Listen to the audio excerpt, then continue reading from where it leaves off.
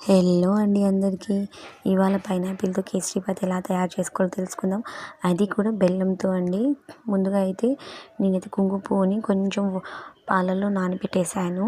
తర్వాత ఇలా కేసరీబాత్‌కి కావాల్సిన రవ్వ తీసి పక్కన పెట్టుకున్నాను. తర్వాత పైనాపిల్ తీసేసుకొని అందులో హాఫ్ పైనాపిల్ గ్రైండ్ చేసి పెట్టుకున్నాను. హాఫ్ పైనాపిల్ వచ్చేసి ఇలా ముక్కలుగా చేసి పెట్టుకున్నాను.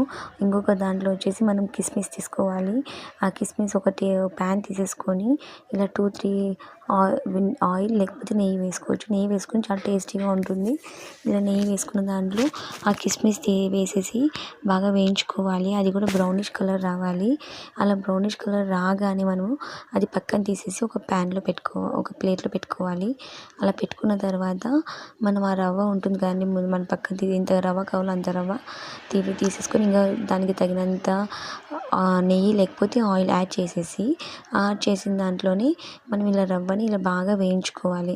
ఇది చూడండి, ఇలా బ్రౌనిష్ కలర్లో వచ్చేయాలి. ఇలా బ్రౌనిష్ కలర్లో వచ్చిన తర్వాత రవ్వని తీసి ఇంకొక ప్లేట్లో పెట్టుకోవాలి. అలా పెట్టుకున్న తర్వాత సేమ్ ప్యాన్లోనే 2-3 గ్లాసెస్ వాటర్ వేసేసి బాగా మరిగించాలి. అలా మరిగిన వాటర్లో మనం బెల్లం ఇలా ఉంటుంది కానీ నేనైతే నైస్ చేసుకున్నాను.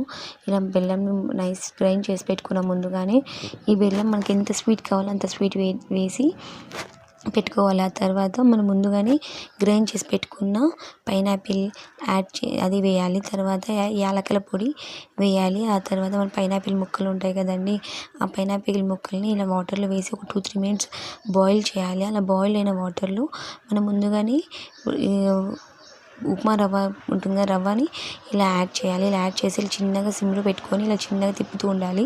ఇలా తిప్పాక అది కొంచెం గట్టిగా అయిపోతుంది.